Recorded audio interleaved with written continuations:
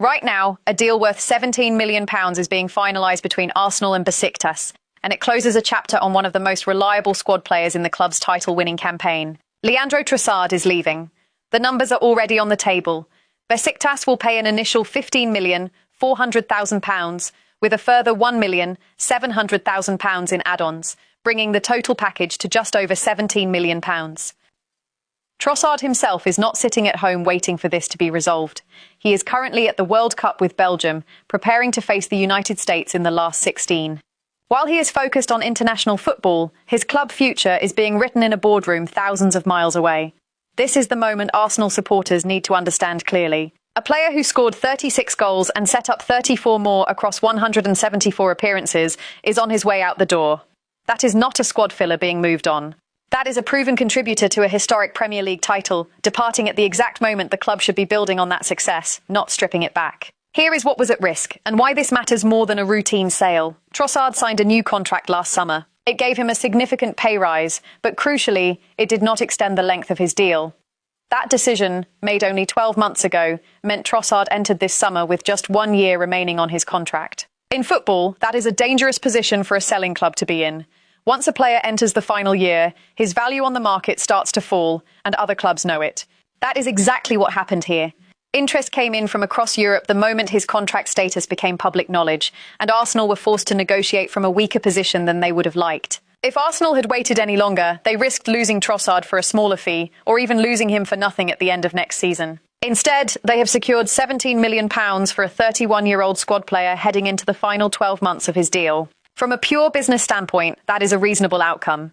From a footballing standpoint, it removes proven depth and versatility from Mikel Arteta's squad at a time when European football, domestic football, and cup competitions will all be demanding rotation. Before we go further into how this fits into Arsenal's wider rebuild this summer, if you want this kind of detailed, fact-based breakdown of every Arsenal transfer story as it develops, make sure you are subscribed to this channel. This is not going to be surface-level reporting. This is the full picture, delivered straight every single time. Let us walk through exactly what is confirmed, what is still developing, and what it all means for Arsenal moving forward. The Trossard exit start with the facts we know for certain. Arsenal have accepted an offer from Besiktas for Leandro Trossard. The fee breaks down as €18 million guaranteed, which converts to approximately £15,400,000, plus a further €2 million in add-ons, worth around £1,700,000. In total, that is a package worth close to £17 million, or €20 million. On the personal terms side, Trossard is believed to have agreed a contract with Besiktas worth around €9 million per year. In pounds, that works out to roughly £148,000 per week. Those personal terms are described as being in the final stages of being finalised, which tells us this deal is close to being fully wrapped up, even if it has not yet been rubber-stamped by both clubs. Think about the context here. Arsenal won their first Premier League title in 22 years. They finished 7 points clear of Manchester City. They also reached the finals of both the Carabao Cup and the Champions League. This was not a mediocre season that needed wholesale changes. This was arguably the most successful campaign the club has produced in over 2 decades. And yet, immediately after that success, one of the contributors to it is heading out the door.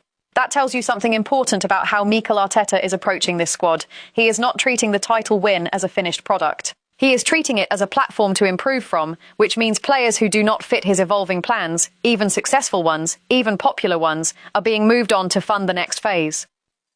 Trossard originally joined Arsenal from Brighton in January of 2023 in a deal worth £27 million.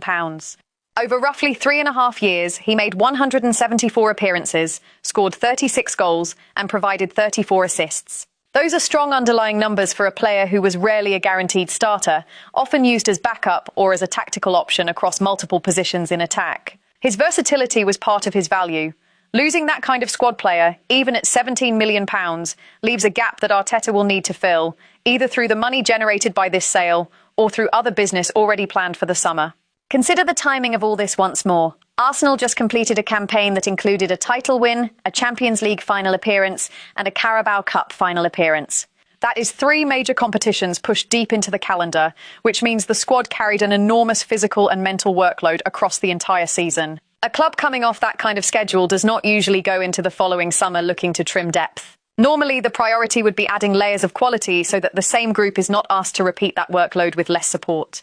So when Trossard, a player capable of playing across the front line, is the one heading out the door, it puts real pressure on whoever comes in to replace that specific kind of flexibility. Wingers who can also operate through the middle, who can be trusted in both league rotation and knockout cup football, are not easy to simply swap out on a like-for-like basis. There is also the financial angle worth sitting with for a moment.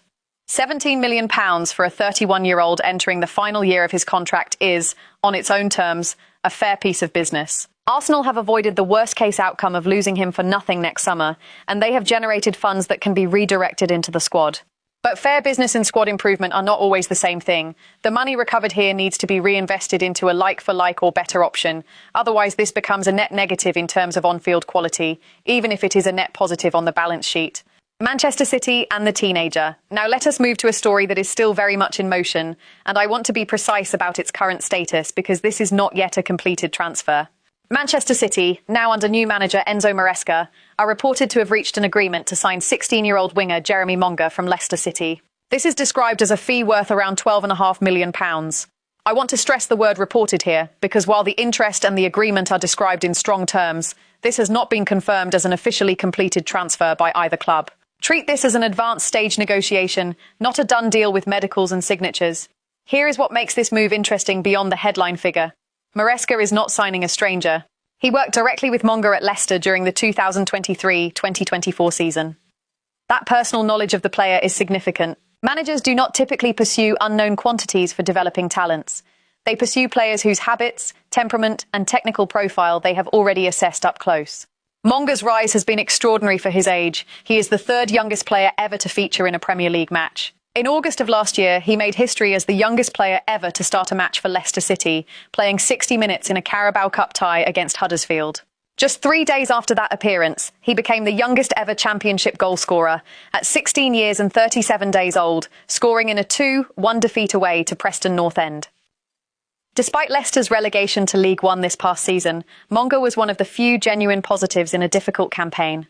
He made 30 appearances, scored once, and provided 2 assists, numbers that may look modest on paper, but represent a 16-year-old holding his own in senior men's football during a relegation season. That kind of resilience at such a young age is exactly why clubs across Europe, including Chelsea and Real Madrid, were reportedly monitoring him at academy level. Now here is where Arsenal enter this story directly, and where I need you to pay close attention to the sequence of events. Arsenal's sporting director, Andrea Berta, held discussions with his counterpart at Leicester, John Rudkin, about a potential move for Monga earlier in this transfer window. Arsenal made an opening bid.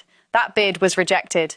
Following that rejection, Arsenal appear to have cooled their interest in pursuing the player further, and that hesitation created the opening that allowed Manchester City to move in and reportedly reach an agreement. This is a pattern worth watching closely. Arsenal identified a talented young player, made contact, made an offer, and then stepped back rather than returning with an improved bid. Manchester City, under a manager with direct personal knowledge of the player, then capitalised on that opening. Whether this reflects a pricing disagreement, a difference in valuation of the player's potential, or simply a change in Arsenal's priorities elsewhere in the market, the outcome as it stands is the same. A highly rated academy talent that Arsenal scouted and pursued now looks set to join a direct rival instead.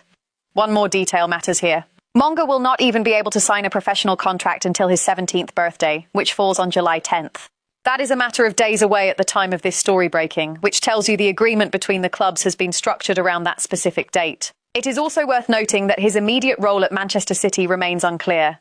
Given his age and his current level of first-team experience, he is unlikely to be a regular starter right away. This looks like a long-term investment in potential rather than an immediate first-team addition.